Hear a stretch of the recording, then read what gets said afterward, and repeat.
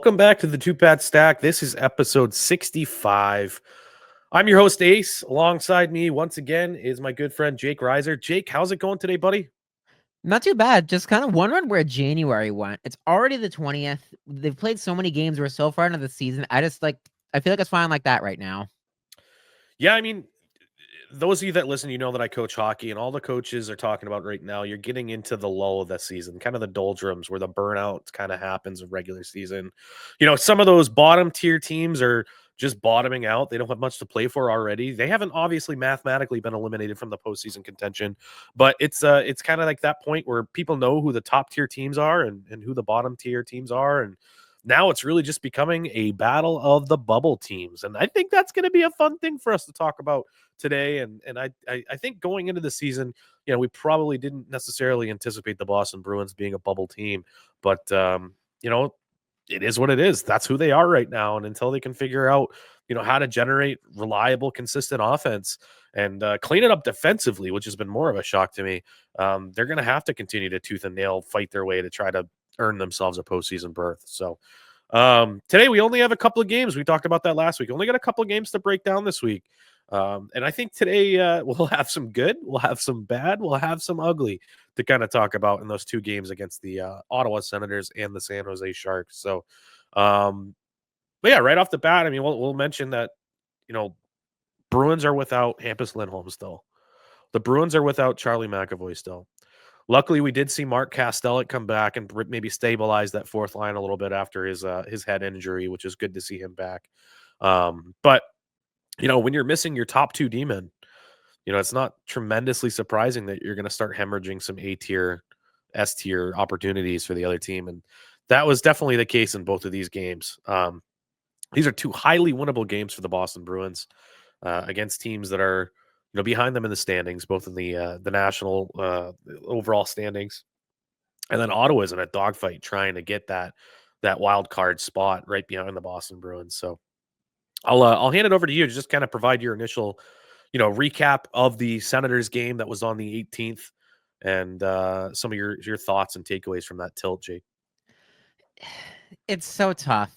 First off, I'll give a little shout out to the Allmark kids for their adorable "Hey Uncle Sway, we miss you" sign at during the warmies. Like that's gotta absolutely warm your heart. We miss the dude. We miss that ice bear dude. We miss that goalie hugs. Reminiscent of better times in Boston over the last couple of years. But I was actually out. I didn't get to watch much of the game, but I was with my girlfriend's father, and we both kept checking the score, and we are like, okay, oh yes, 3-2 Bruins. Okay, they're up. Okay, the 5-3 that's like late in the game, they must have this.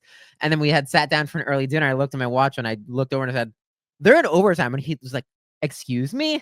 I just wasn't even surprised at that point. I hopped in and checked the box score. I saw they gave up 2 goals in the last 5 minutes, another one in the last minute of the game. Just it's the MO of this team over the course of the season that they collapse in the third period. They can't hold a lead, even in a slugfest. I said it last week. I think that it's like a puzzle that they can't put all the pieces together of that.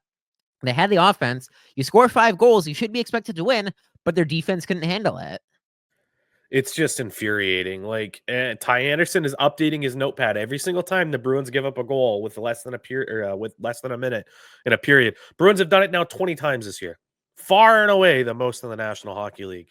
It's just something about closing out a period that this team just cannot handle. And I don't know if it's like a personnel thing. I'm really kind of sad to say I'm seeing a lot of regression in a guy like Brandon Carlo too. Usually you put that guy out there to close out a period to win an important, battle on the boards, get it out of the zone, take that pressure off. And we're just chopping it up the boards, and it's a turnover every single time. They're not making the right decision there. In this particular game, we have Jeremy Swayman getting the puck, and he has an opportunity to just pass it over to the D-man for a quick clear. He goes for the glory, and he tries to go for a goal. He turns it over. It stays in the zone, and the Senators score shortly thereafter in order to tie the game and send it to overtime. It's just a lot of boneheaded plays, and I think that it's easily addressed with some coaching. And it just seems like,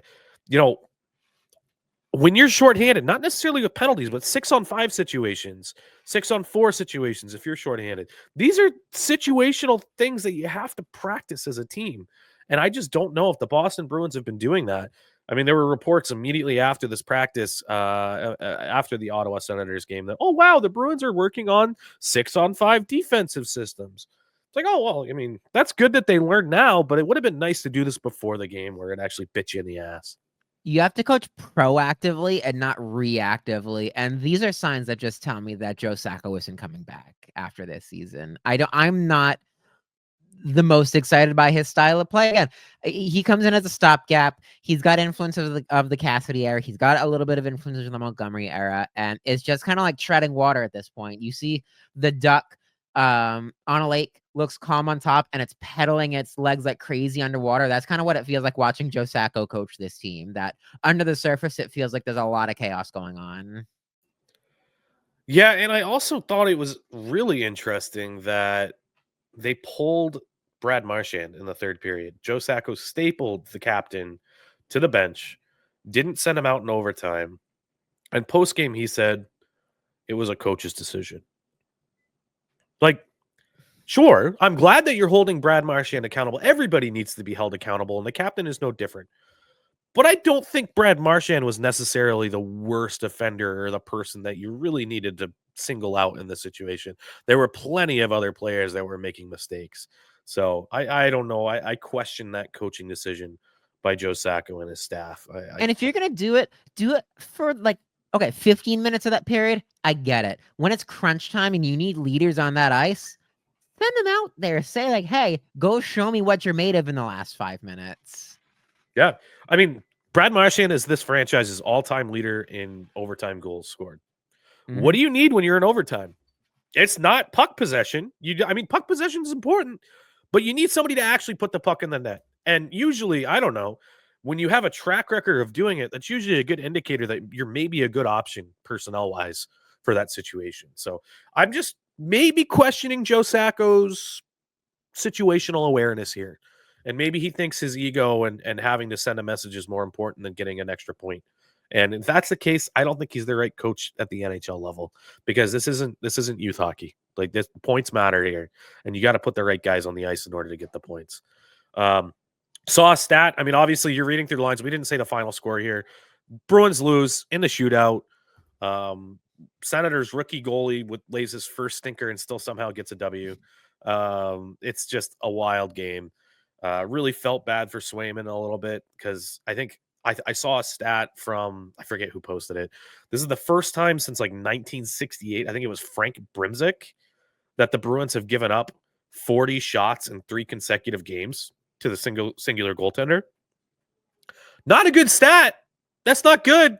That's his 5th start in a row, too. So you got to imagine he's dog tired, having not really done this a lot in his NHL career. 100%. And that's what your defense does in front of you in a 6-5 loss like that. Just, it's beyond me. It's beyond me. You really need a guy like Nikita Zadorov to step up here. Like, you bring him in, he's the big dog that you sign in free agency, big money. He's supposed to be that guy that could potentially play top pairing minutes, even though all the advanced stats said that he can't. And what a surprise, he can't. And he's just making bonehead play after bonehead play, and nobody's stepping up and filling in that void that Hampus Lindholm and Charlie McAvoy left. And I'll be the first to say that McAvoy hasn't had the brightest season that he had, although he's been consistently better in the last, few weeks or so, I'd say, before he got injured. But it's just like when Parker Wotherspoon is your most reliable defenseman, you're going to be in a pickle, and it's going to be rough, and you're going to have to rely on your goaltender. And I have to give my kudos to Jeremy Swayman for continuing to be that guy lately. But we'll go ahead and probably any closing thoughts on the Senators game. Just frustrating. Just continuing to be frustrating all the way around. I agree. Yep. I think that's fair to say. I mean, they just close out a damn game. Just close it out. You guys had the offense cooking.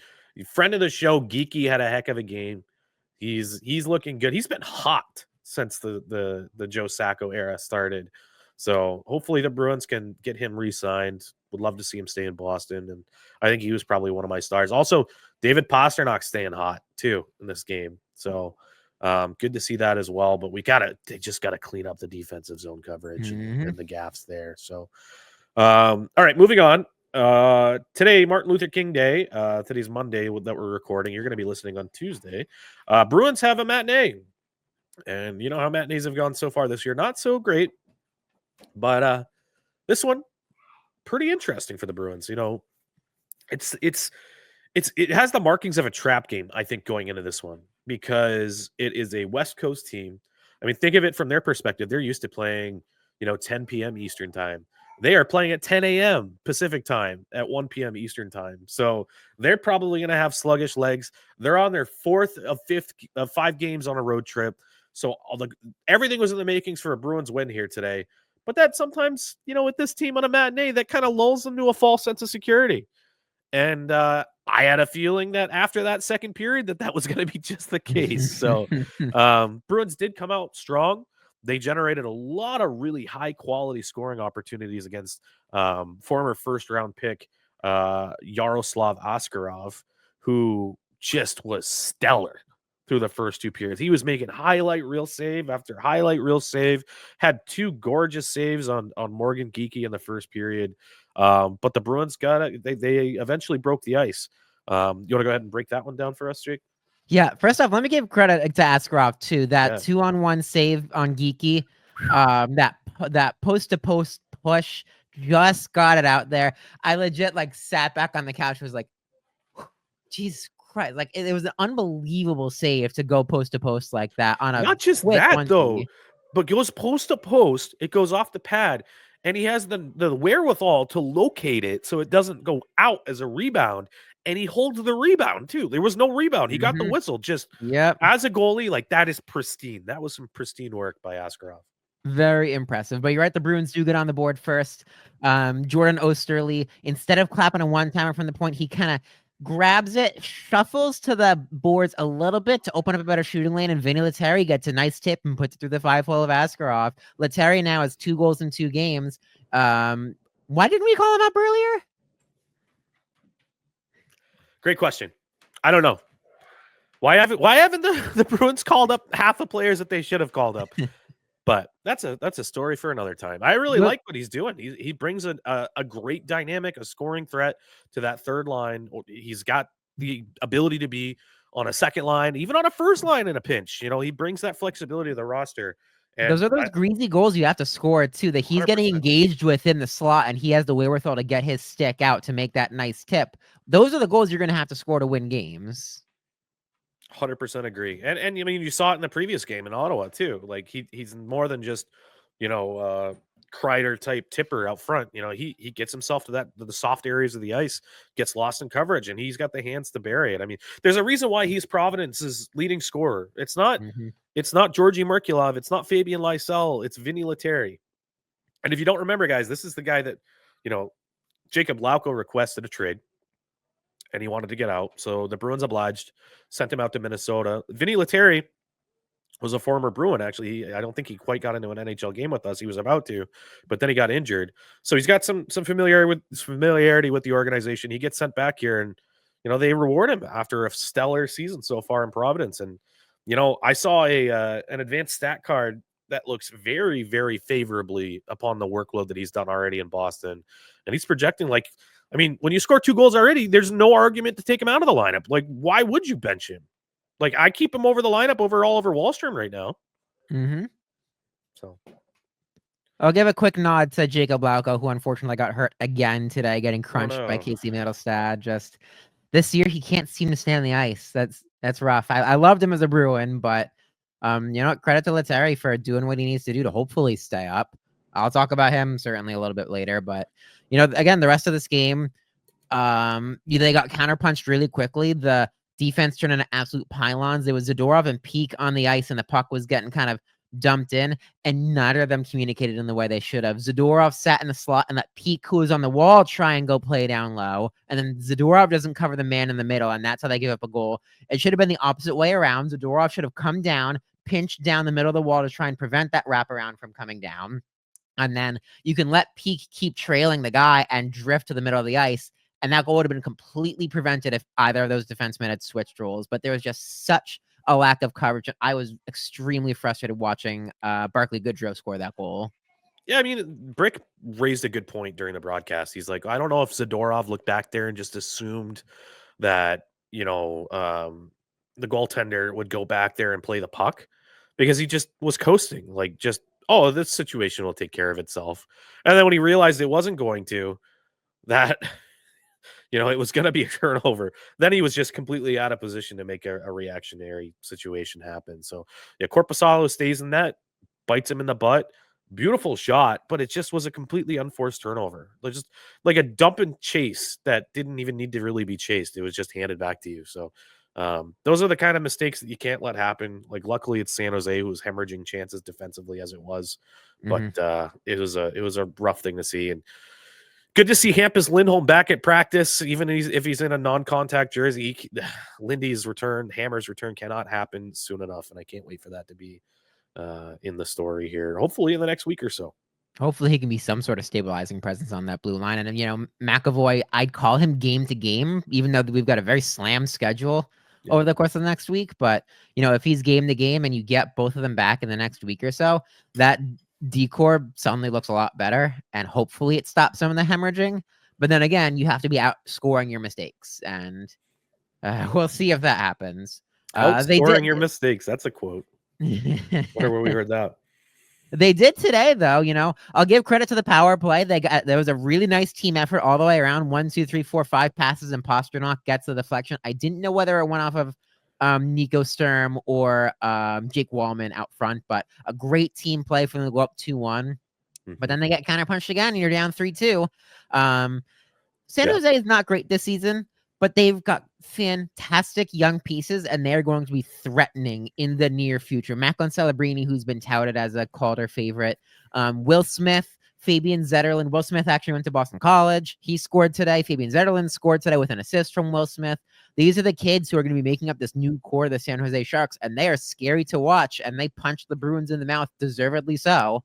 That Zetterlund goal just, again, frustrated the hell out of me. Brandon Carlo kind of gets caught flat-footed, and he gets a pick set against him. He can't get caught up in that, and it lets Will Smith grab I believe it was the Will Smith goal that he gets the shot, then he's able to get the rebound. No, this is the Zetterlund goal. Yeah. Zetterlund's able to get the shot, and because he's got the pick set by Will Smith, Zetterlund gets the rebound and is able to put it past Korpisalo because Carlo gets flat-footed. And again, this is on the regression of the blue line and the ability to not be able to hold leads when they should. Yeah, I mean that Will Smith goal though off the rush, like that's a goal scorer's goal. Yeah. You got to have the hands to do that. Like I would have liked to have a save there from Jonas Korpisalo. It was not screened, but so after some of those saves he made and like a nuts save, it was a backdoor play, gets it off the pad. He's down and out on his fanny. He lies down, sticks the glove out with a hope and a prayer, and he gets that glove save. It was just a gorgeous one. Highlight reel save for Jonas Korpisalo there. So I'll give him the benefit of that doubt on that Will Smith goal. I'll give kudos to the shooter. Nice shot, shooter, and we'll move on. But at the moment, I was like, I need a save there. I really need a save there. But hey, if it means that Korpisalo's in there giving up one goal that maybe he shouldn't, and Jeremy Swayman gets a night off, that's a win for me right now. Let's get Swayman some time off right now. That's what he needs. So, and I think we were both sitting there in that second intermission separately thinking, they're losing this game, aren't they? They're down 3-2. There's no way they've got the energy to come back and finish this one off and do what they need to. But all of a sudden, Charlie Coyle decides to show up out of nowhere for the last week or so and put 2 goals in the back of the net. The second one is just great awareness. The first goal was beautiful. Don't get me wrong. And again, find that soft spot. A far side finish past Ascroft to tie the games on a one-timer. It's got to feel good. But I love that second goal. Greasy, dirty. I don't even know if he's trying to attempt to score a goal. I want to give a lot of credit to Mason Lohrei and Matt Patra on that one for a really great entry and staying onside. Lohrei brings it in. Patra grabs it right at the blue line, and they all somehow stay onside. Patra finds Coyle driving down the wing, and Coyle banks it, I think, off of the inside of the pad of Askarov and in for one of those like, oh my God, I can't believe you scored those type of goals. One of the goals that the Bruins wouldn't score in the first half of this season, though. No. The puck luck just would never really be there for most of this season for the Bruins to score that type of goal. So kind of lucky for Coyle to get that one and have 2 get the monkey off his back, hopefully a little bit. Yeah, I mean, like you said it. I mean, the Bruins were just goal starved to start this year, and it just seems like somehow the offense has woken up, which is fantastic. It's great to see the guys starting to score some goals.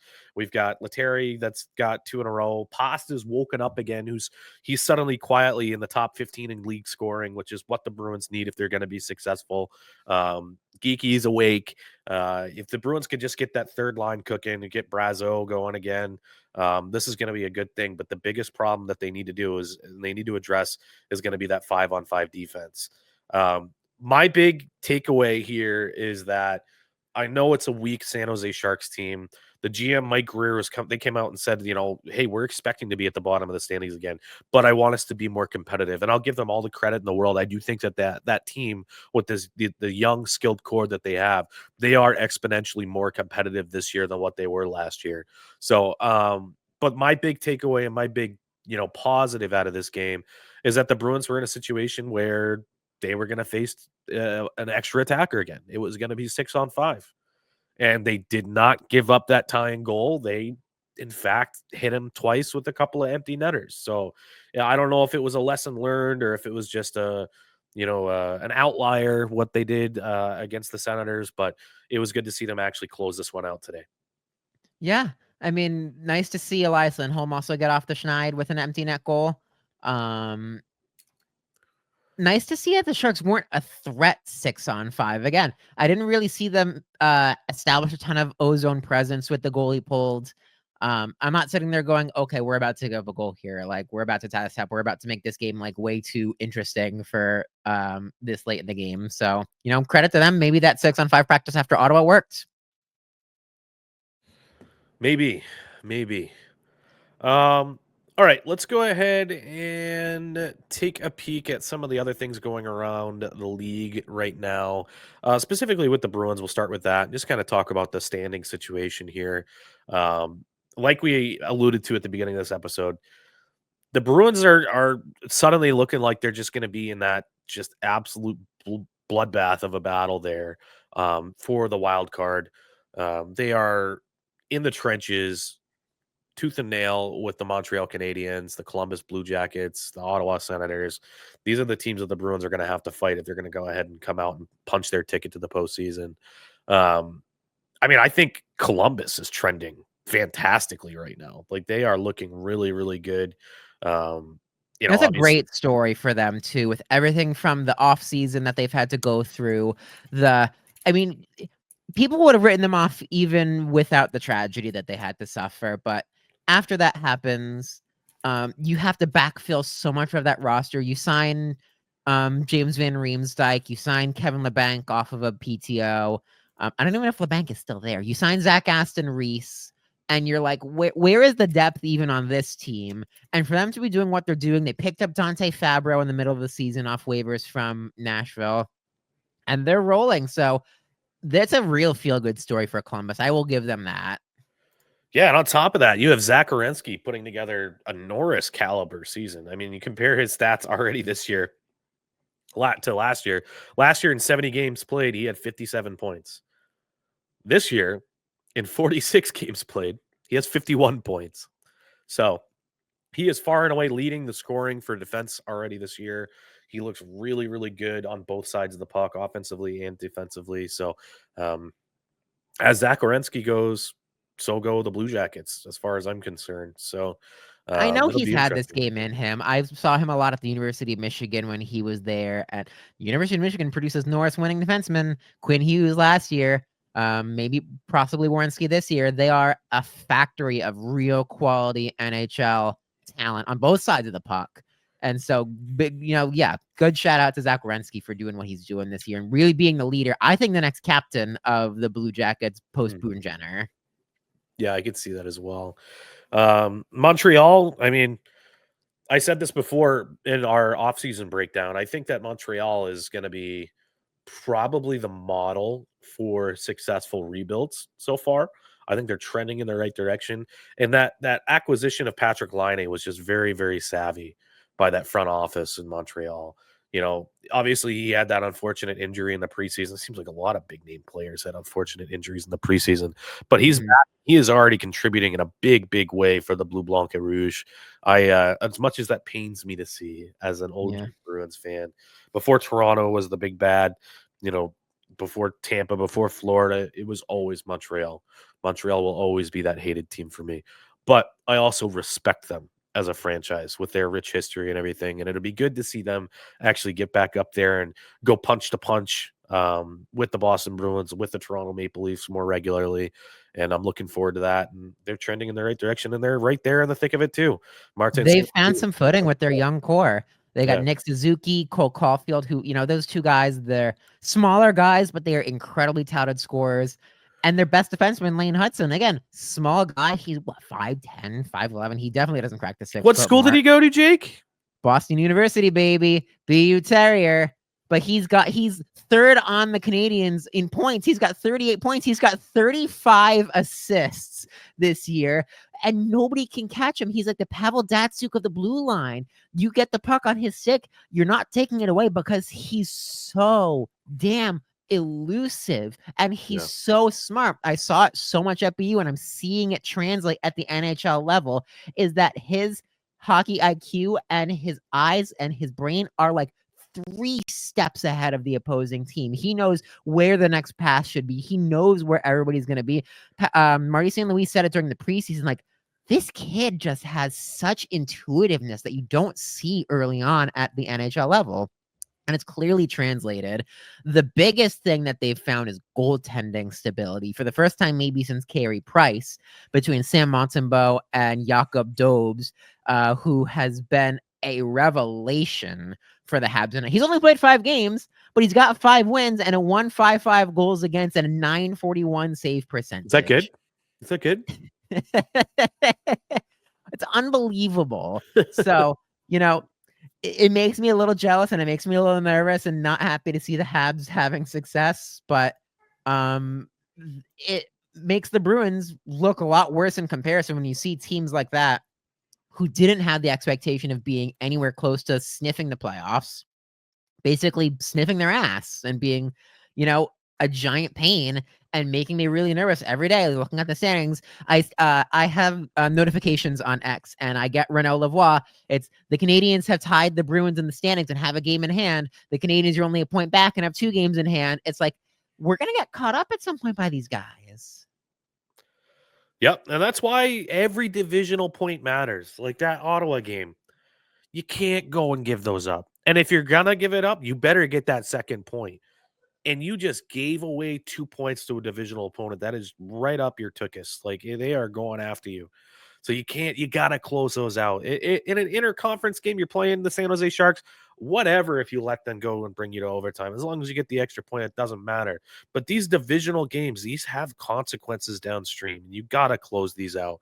When you're at the end of the season and they have a game in hand on you and you're only 1 point up, you're going to be wishing you didn't give up those 2 goals in the third period. It's going to be really difficult for them, and I really hope that they're able to learn from that mistake that they made. Any closing thoughts on the bubble race here for the Bubble Boys? Ottawa and the Bruins both have 52 points, and the Sens have played 2 less games.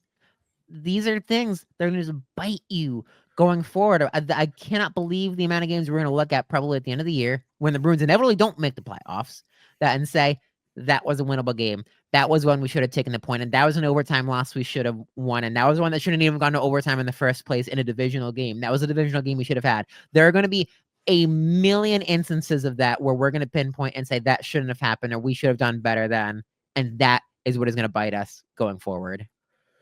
Yeah. All right. So we're going to go ahead and jump over and give our shout outs to our sponsors for this season. And then when we get back, we're going to talk a little bit about what the Boston Bruins plans for this trade deadline should be and get some takes from, Fluto Shinzawa from The Athletic, get his thoughts in his article and do a few other things. So we'll go ahead and send it over to our sponsors now. This season, the Two Pad Stack podcast is proudly supported by two fantastic local businesses. First, we're going to give a shout out to Earth Eagle Brewings, where great beer meets great company. With locations in both Portsmouth and Somersworth, New Hampshire, Earth Eagle is something for everybody. Whether you're relaxing in their Portsmouth beer garden or enjoying live music and trivia at the Somersworth pub, you'll be in good hands with their craft beers, epic hot dogs, and much more. And don't forget, if you're into brewing your own beer, their homebrew shop has you covered in Somersworth. And when it comes to tattooing, there's no better place than Vital Ink Tattoo in Barrington, New Hampshire. The artists at Vital Ink are all about turning your ideas into tattoos you'll love forever. The team works hard to make sure every visit is comfortable, and their dedication to making your tattoo experience fun and relaxing is unmatched. Whether you're getting your first piece or adding to your collection, Vital Ink is the place to go. Special thanks to both of these sponsors for supporting the Two Pad Stack podcast this season. Be sure to check them out and show them some love. All right. So, like I had mentioned before we went to break there, Fluto wrote in The Athletic that he was suggesting that the Boston Bruins should retool at the deadline for the sake of their long term future. Um, I'll throw it over to you first, Jake. Like, do you believe in what Fluto was saying? Do you, like philosophically speaking, do you think that is best for the Bruins' long-term future to punt it this season? Philosophically, I'm extremely on board with that. I'm just completely punting on the season, and frankly, maybe even more so. There are so many holes that this team needs to plug. Frankly, they still need a number one center. They need one, if not two more pieces in the top six that are all like high scoring, high offensive generating pieces. They need another defenseman somehow, and all somehow that are going to fit under the cap. How are you going to do that? And with what pieces? Your first round pick is worthless at this point. Your prospect pool is worthless at this point. And at that point, you're sacrificing pieces that are already on your NHL roster. So you're robbing Peter to pay Paul. And you're just stuck between a rock and a hard place if you feel like actually winning. Pluto makes a good comparison that it feels like the 2014, 15, 16 kind of retooling that you were in the prime issues of Bergeron, of Marchand. You were approaching the end of Krejci, you were approaching the end of Char, but these guys were still like some of the best players in the NHL at that point. And they retooled on the fly, and they had another great couple of years. They made the Cup final in 2019. They made the playoffs consistently thereafter. I don't even think it's worth that at that point. And I know it's tough to say. Why do you want to waste the primes of David Pastrnak, of Charlie McAvoy, of Jeremy Swayman, of your core pieces on the roster? Because what else do you have to lose at this point? Your prospect pool is terrible. They never draft high. They don't draft well and they don't draft high. And so it's oxymoronic to say the last time they drafted really well was when they drafted Charlie McAvoy. But frankly, it's the last time that I can point back to and be like, yeah, that was a great draft. They got exactly who they needed to stabilize this team. And I don't know whether that's a product of the fact that they played so well that their draft picks have been probably 24 or 25 or later. And that even when they do pick, they're not making great choices. But it's got to be somewhere more than a retool, but somewhere shy of a rebuild, because I think a rebuild would destroy the city. I think the city would revolt if this team said we're fully scrapping everything.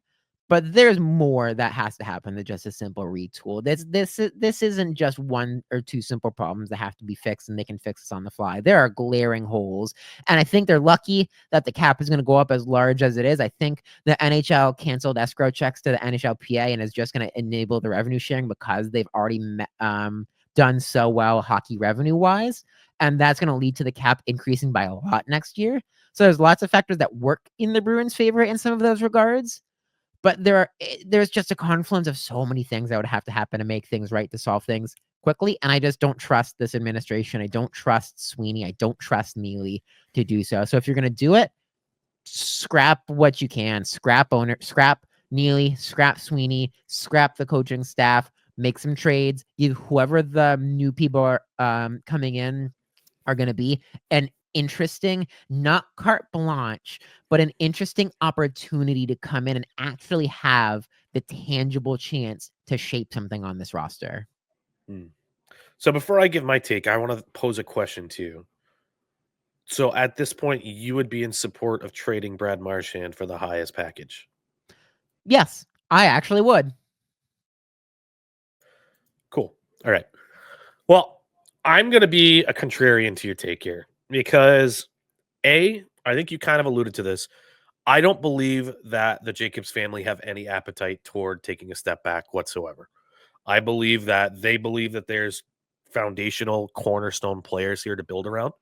And I kind of have to echo those sentiments. You have Charlie McAvoy, who can be an elite number one defenseman. You have David Pasternak, who's one of the top scorers in the entire league. You have Jeremy Swayman. When he's on his game, he is one of the top 10 goaltenders in the league. Those are your foundational franchise pillars, one in each major position: forward, defenseman, goalie. And now we can supplement them with better players. Now, I have to say that they absolutely fumbled the bag when they thought Elias Lindholm could come in here and be a number one center. He's not. He's a number two center on a good team, a number three center on a Stanley Cup contender. And that's been made abundantly clear in his start here in Boston, which sucks because I really wanted him to be more. Nikita Zadorov is not a top pairing defenseman. He is a third pairing guy at best right now. That's how he's playing. I have never seen a defenseman with so many gaffes in his brain, like just absolutely low end hockey IQ, which sucks because his physical tools are through the roof, just a unicorn physical specimen, but the brain just isn't there. It makes all the sense in the world why he's on his like 32nd team in like 5 years. So, but like I think that the pieces are here. If the Bruins didn't misallocate the cap on these two guys and spend, something like $13 million on these two guys, you could go out and access the trade market and find guys like the JT Millers who are finding them on the way out in Vancouver and these types of things, and actually address the areas of need that they really, really do have. So I'm a little frustrated with that because there is an opportunity to keep supplementing this roster, kind of like that retool happened in the late 2010s. I thought maybe that these signings would do that. If you look back at what I said at this free agency, but maybe I was looking at it glass half full and with black and gold tinted glasses and not looking at the advanced stats. And obviously, those were all saying this is not going to work out. But I do think that the Boston Bruins, like I said, they still have those foundational pieces. And I don't think that a full rebuild, like you had mentioned, is in the cards. Obviously, the Jacobs family, they won't do that. And neither will the fans either, right? You think that sellout streak's going to continue if they embrace a rebuild? Nope. So I think that it would just be a disservice to a guy like Charlie McAvoy who signed long term here. It would be a disservice to David Pasternak who signed here long term and is a star in this city. You've got these pieces here. You got some young players there. You just got to make shrewd hockey decisions here. Don't do another Elias Lindholm. Don't do another Nikita Zadorov.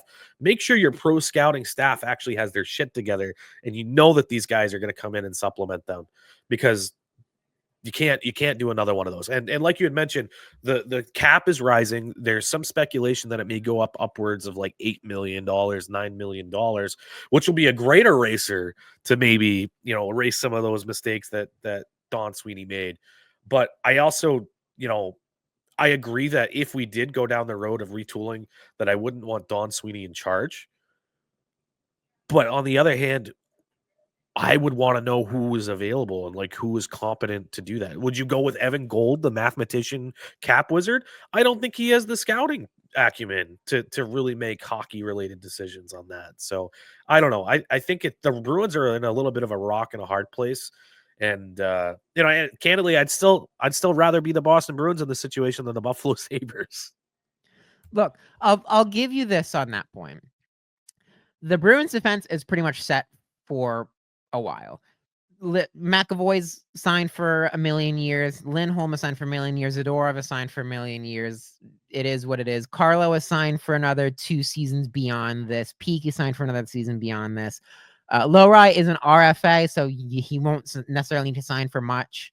And then it's just backup. So your D core is signed for a while. You have Swayman and Korpisalo as your goaltending core for a while. Your forwards, Marshy is a UFA this upcoming season. That's 6,125 off the cap. Trent Frederick, UFA, that's 2.3 off the cap. Morgan Geekie, RFA. Oliver Wahlstrom, RFA. Beecher, RFA. Leteri, UFA. Kepke, UFA. Brazo, UFA. So you can clear around 10-ish, 11-ish million dollars, 12-ish million dollars in the forward core to do what you feel like. It's not insignificant. And then you, on top of that, so you clear 6 and you add 9 on top of that. That's $15 million in cap space to kind of reshape the forward core. It's certainly not bad, but I just don't trust Don Sweeney to do it. I don't trust Don Sweeney to sign the guys that need to be signed to have an impact and really reshape that top 6. Mitch Marner, anybody? Oh my God. If they got Marner, that I guy mean, can generate offense like nobody's business. now, I mean, we've all seen his shortcomings in the postseason firsthand, but having 2 wingers like Marner and Pasternak on the same team, like that would be dynamic. Still doesn't address the center situation, but it would be nice. It would be nice.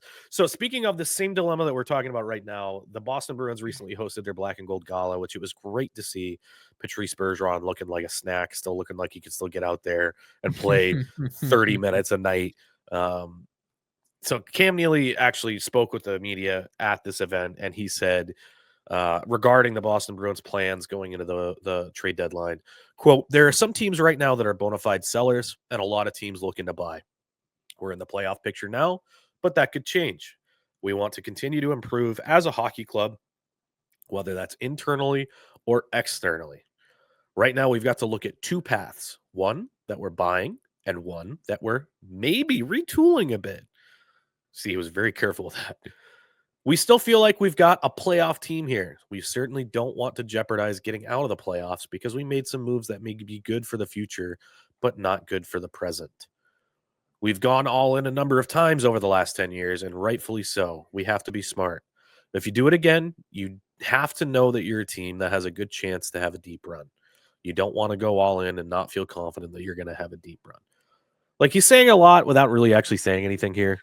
Like, It's lip service. And this isn't yeah. the team that's going to make a deep playoff run. There are a number of teams that are better than you who are already shaped to make deep playoff runs. And you know what? You say that, and you say that you've gone all in to go on deep playoff runs. And how many times have you gotten bounced in the first round? Gotten bounced by a Tampa or a Florida or a Carolina or in the second round? Like, they've become the Washington Capitals of the 2010s at this point, aside from their Stanley Cup year in 2018, that they can't get past the second round and not make a deep run. They get trounced easily by a team in the second round at the best, if not get trounced in the first round or have a debilitating first round loss like they did in 2023. Yes, I love that they won in 2024 and we got to beat the Maple Leafs again in a game 7 in overtime. But then we were no match for the Panthers in 6 games. I know it came out in one game 1 of that second round and it looked like, oh yeah, maybe we can actually punch them a little bit. Nope. They were just Mike Tyson waiting for us to lull us into a false insecurity and go bam and just suck it right back to us in a really terrible way. So he says that, and it's a giant amount of bullshit. It's absolute bullshit artistry right there, and I just totally don't buy it out of him. Yeah. Yeah, I mean, that's what it is, right? It's like saying obvious shit. We're just going to wait and see where we're at. We don't know yet. Yeah, of course you don't, because we're on a bubble, and you're still going to be in a bubble when it comes time for the trade deadline. So you guys got to figure it out. So I'm just going to run down. You already mentioned some of the names, some of these pending free agents, and I'm going to ask you point blank: trade or keep, or just let walk. Those are your 3 options. So we already talked about Brad Marchand. You said trade him. Yeah, I trade him. Let him go comp hunting. Why not? Yeah, I mean, you could get a first for Brad Marchand. Look at like what they got for. Look at what Philadelphia got for Claude Giroux. I think is a comparable. That's a great comparable. That's a high tier forward prospect and a first round pick. Like, Bruins really need that right now. And Phillies turned Owen Tippett into a great forward. Yeah, absolutely, very serviceable. Plays Flyers hockey too. And he's just another one of those gingers on that team too. They love their gingers there in Philadelphia. So yeah, I'm in with you. If they are still on the bubble, even a little bit behind, let's be shrewd here. Grab that asset, grab the prospect, probably bring in somebody else to actually make that draft pick, please. But yeah, I think that's a good call. Trent Frederick. Trade him. Just trade him already. This is the Jake DeBrusk saga 2.0 over again that we've heard every 3 weeks that he's going to get traded, that there's rumors that teams are sniffing around and hunting on him. Just do it and bite the bullet at this point. Has he been serviceable? Yes. Has he been hot and cold? Abso-freaking-lutely. But so if someone wants to come sniffing around him, have him be a fourth line center on their team, why not? Yeah, I'm in agreement. The writing's on the wall in this one. I mean, Elliot Friedman's already been up it like a lot, talking about how there's just smoke there. A lot of teams are interested. There's a lot of belief that the Bruins aren't going to be able to sign him. That they don't think that he's worth what he's asking for. Blah blah blah blah. He's trying to go to. I am 99% sure he's trying to force his way back home to St. Louis and have fun. Go play Yeah. for Monty again. Just go. Maybe call up St. Louis right now, Donnie, and be like, "Hey, do you actually want Frederic? Like, you can have him the rest of the year. Give me like a second round pick and like a mid tier prospect. We'll Mhm. get it done, and you can sign him because he's gonna want like $5 million if he does want to stay, and that is way too much for a guy like Yeah. that. Although I will give him kudos these last couple of weeks. Freddie Fight Club is back, and he actually looks like a competent contributing member of the team again, which is lovely. But the writing's And that on the all but wall. helps his trade value. Perfect. Yeah, keep it up, Freddie. You're doing awesome. Morgan Geekie, RFA. I'd keep him. I'd keep the front of the podcast. I think if that's what you want to go for the future of the Boston Bruins, I'd keep him if you can. He's smart. He's, is he streaky too? Absolutely. But when he's on, he's playing the right kind of hockey, the type of offensive generating two-way smart hockey that I want to see out of this future team's identity. Yeah, I'm in agreement. I really like, obviously first half of the season or first quarter of the season mainly was just abysmal. I mean, you had him looking up his name on social media and interacting with other podcasts about tell me how you really feel when people were giving him shit. And it was actually funny that moment from Sully giving him shit from Something's Brewing. He like flipped the switch and he's just been going nutso sicko mode ever since. So I'm in agreement. He's still young, guys. People look at him and he's like, "Oh, you think he's washed?" He's only 26. It's not like he's like 32 years old, right? He has a real high. I don't want to say it's a real high ceiling here, but he's got a low floor. Where his floor is. You've already seen him at his worst, I think, but he's got a higher ceiling and he can play that top six game. And I think that you could probably get him cheaper than what other top six players are going to cost you on the open market. So I definitely would extend Morgan Geekie. I'm in alignment with you there.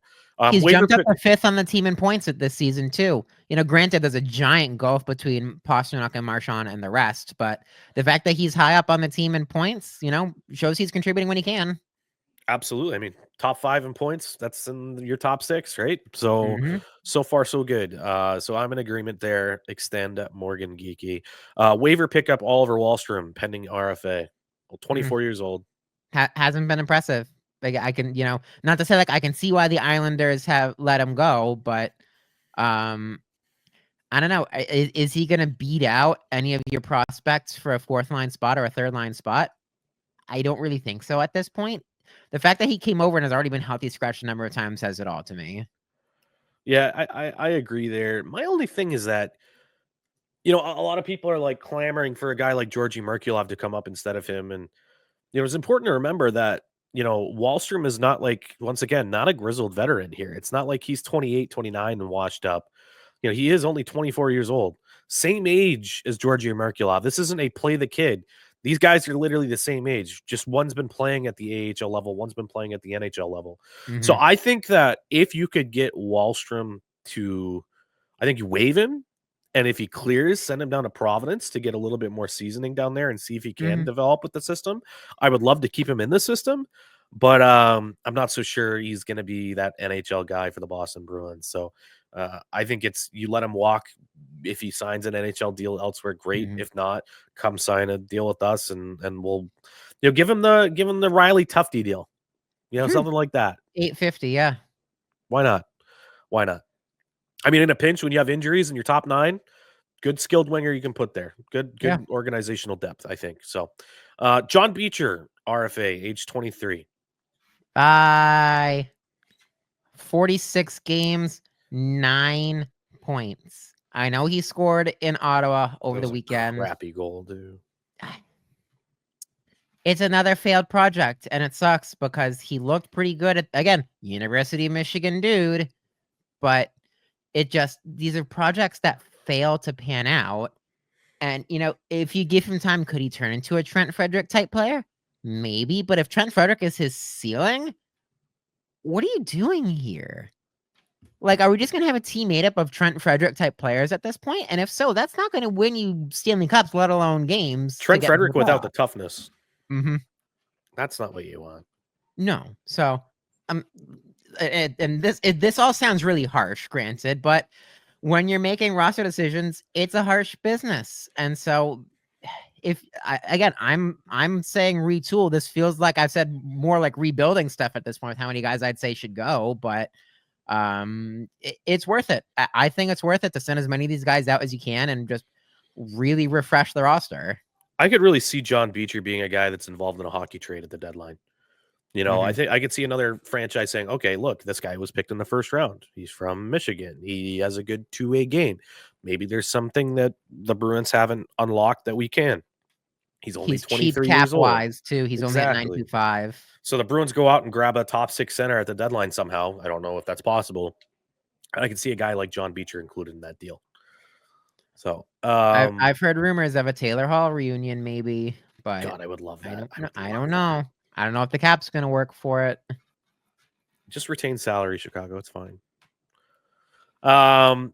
Next up, we have cousin Vinny Lettieri.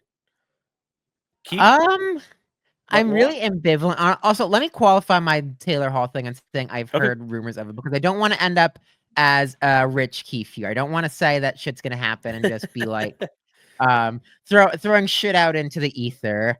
Like, would it be interesting to hear about a Taylor Hall reunion in Boston? Sure, I think he was pretty good in Boston. But am I saying like, oh, this is definitely happening? No, I'm not saying this is definitely happening. It's just something that I've heard, once or twice. And so could it be interesting? Sure. But I'm not saying that it's definitely happening. So I just wanted to qualify that. I don't want to come off as a Keefe here. I busted his balls last week, and I certainly don't want to end up in the same situation. So back to Lettieri, though. I don't know. I feel like maybe that's the spot that Fabian Lysell could slide into if he could ever develop. But if he's not developing, then why not? If Lettieri signed for the exact same thing, sure, why not? Yeah, I'm fine with it. A nice like $1 million deal, 1-year deal, more scoring depth for the organization. It's not a bad thing. I would have him pegged for like that third line wing job. I think he deserves an NHL spot at this point. So I'm fine with that. Cole Koepke. Koepke's been a fun fourth liner. I think he would be my 7th man of the year. Unironically, he's the guy who I totally didn't expect to step up as much as he's done this season, and he's certainly been a guy that's on my radar for most of the year, as a good player. So yeah, if you can keep him around, I'd keep him around, and he's a decent fourth liner to have. Yeah, I'm all right. I don't know. I think he's kind of like a dime a dozen. I think like he really had a great start to the year, but I think it's kind of regressed back to the means a little bit now. He kind of just seems like what he was in Tampa for me now. That whole fourth line really cooled off in general. But they rewarded Kaslik with the extension. Yeah, I mean, you said 7th player for you. Koepke, Kaslik's that guy for me, far and away. So he's already surpassed his career high in points with the Boston Bruins. Got that rewarded. Got rewarded with that new deal.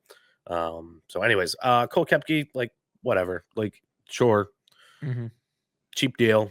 You can waive him if it doesn't work out. It's fine. I haven't been that thrilled or anything. Like I don't, you see a guy like Mark Kastelik come out and like really, get some attention, draw some eyes, and you want to reward a guy like that and keep him in there. But I think like there's plenty of other players like Riley Duran or somebody that can come up and play a similar game, maybe even a little bit more gritty, which would be good with a guy like Kastelik. So I'm fine with whatever they decide with Cole Koepke. Next up, Justin Brazeau. Only for signing him to be a fourth liner. Really? Yeah.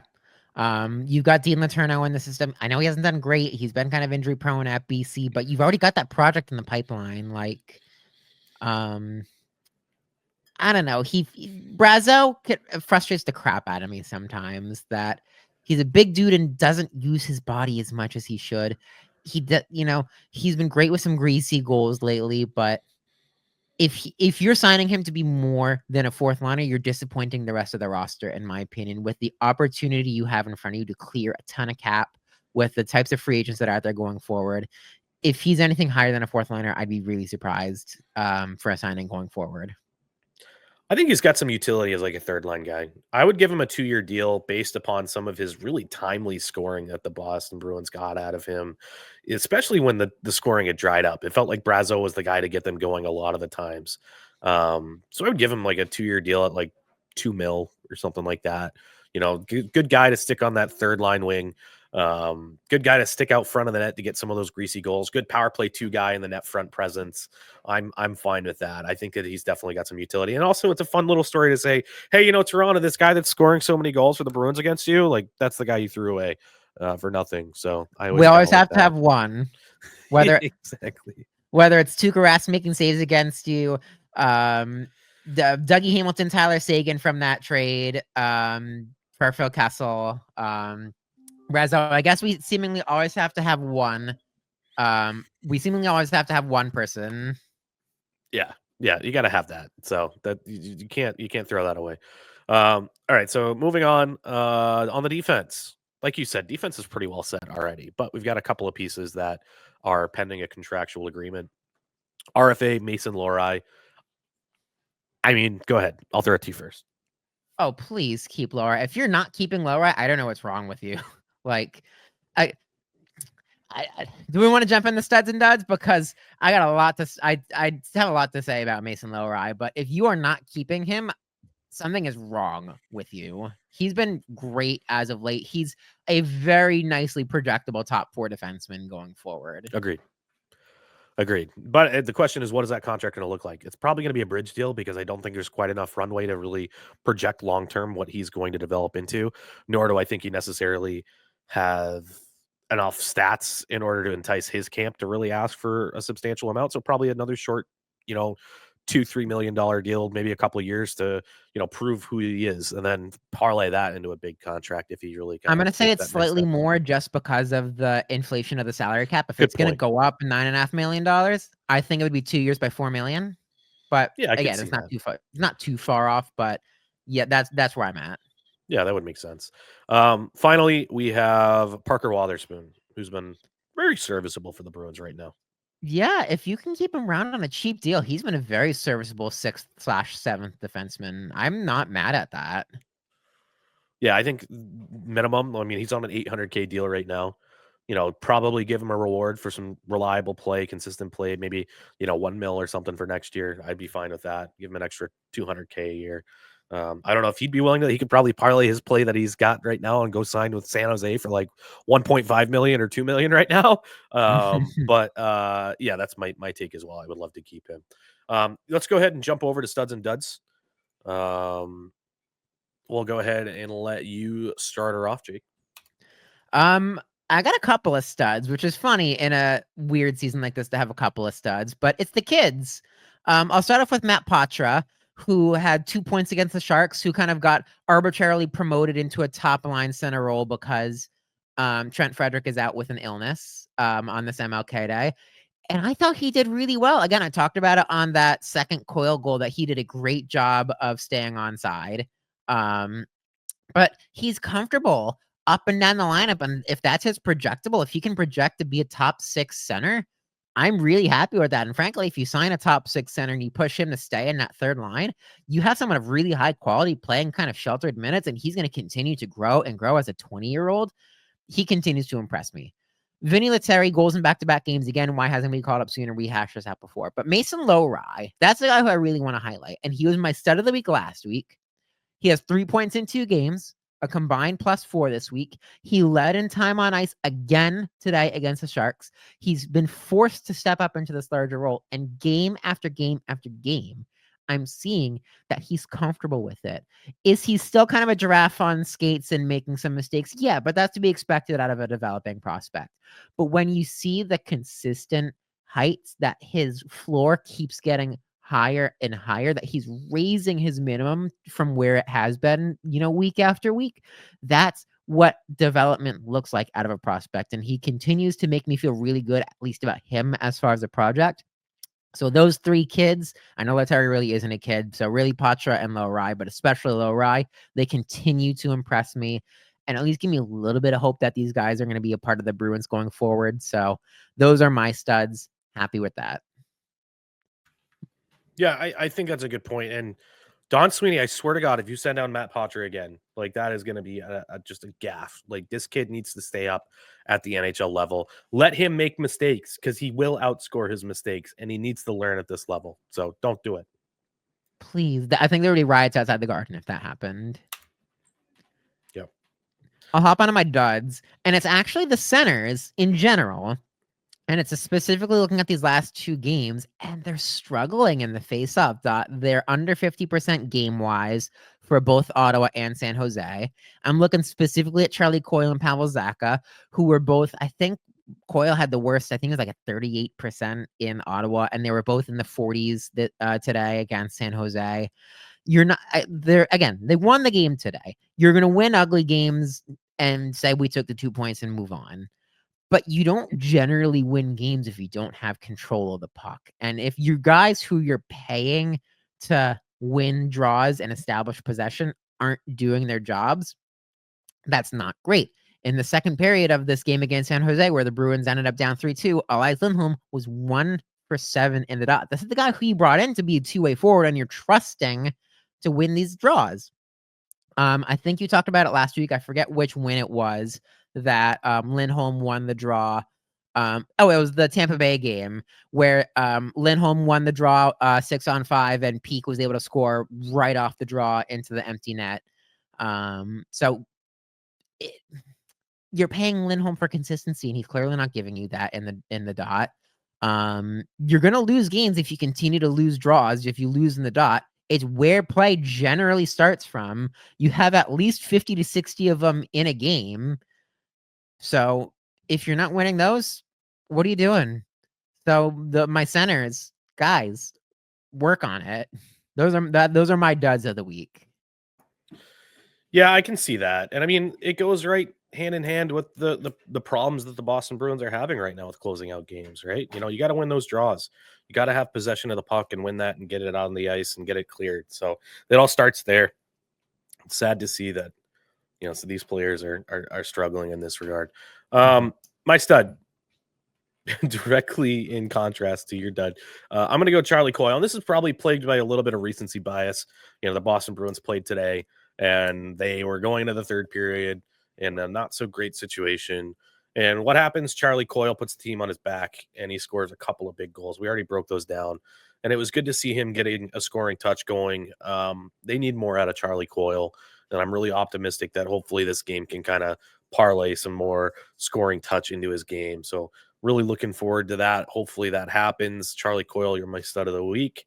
When you only have 2 games, it's a little hard to ignore a 2-goal game. I mean, you could easily go Pasta or Geeky or anything like that, but you know, I liked what Coyle was able to do today.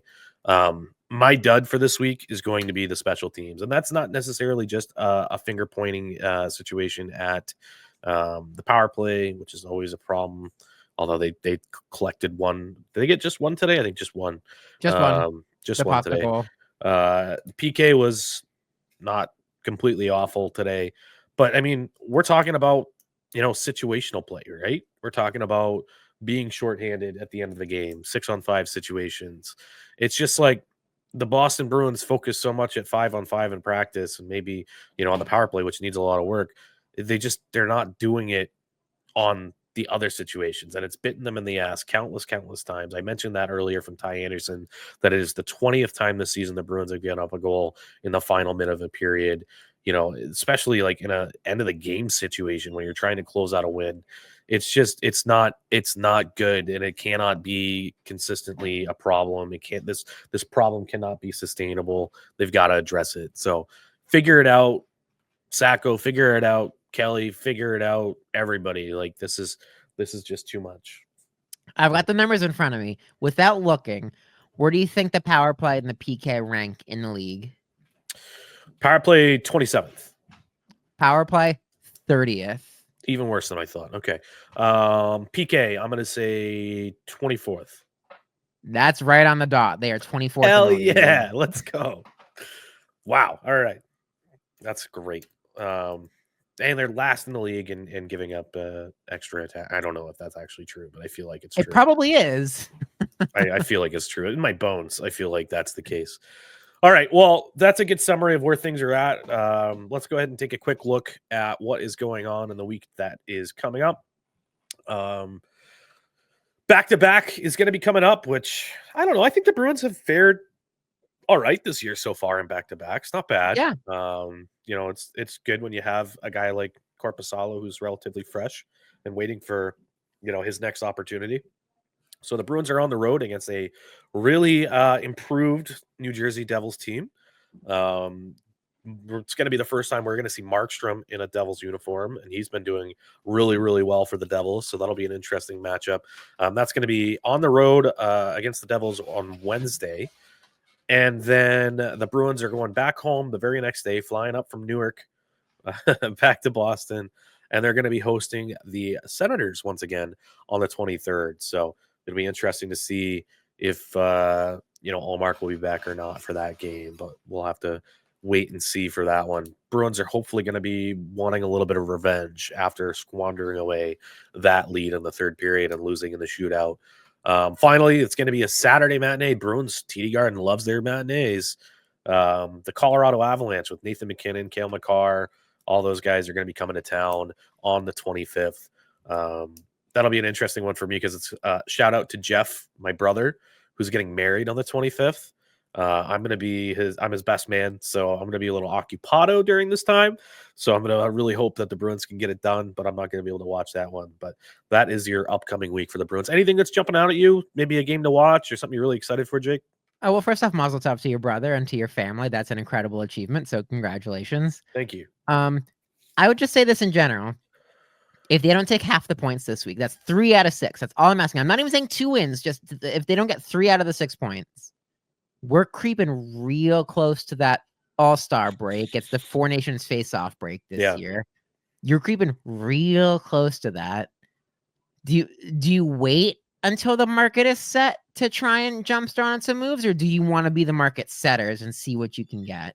So I don't know. We're coming up really close to decision-making time, and if they don't start nutting up real soon, so again, that's half the points this week. If they don't do that, my mind's turning about how to turn this roster. Yep. It's time for the Bubble Boys to figure out who they are. Mm-hmm. Hopefully they can bounce a little higher, but hopefully don't get popped. Don't get popped, Boston. Don't get popped.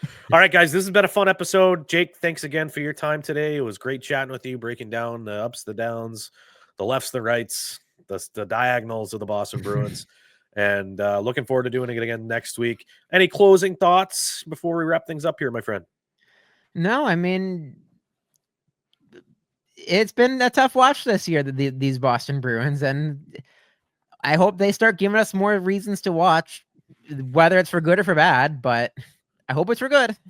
Yeah, same. All right, guys. Well, that's going to wrap up episode 65 of the Two Pad Stack podcast. As always, we appreciate your listenership. Stay tuned next week. Once again, you can follow us on all social media. We are on TikTok. We are on Instagram. We are on YouTube. The podcast's in video form on YouTube. Check it out. Make sure you like and subscribe to our YouTube channel. We would really appreciate that. So we'll catch you guys next week. And until then, peace.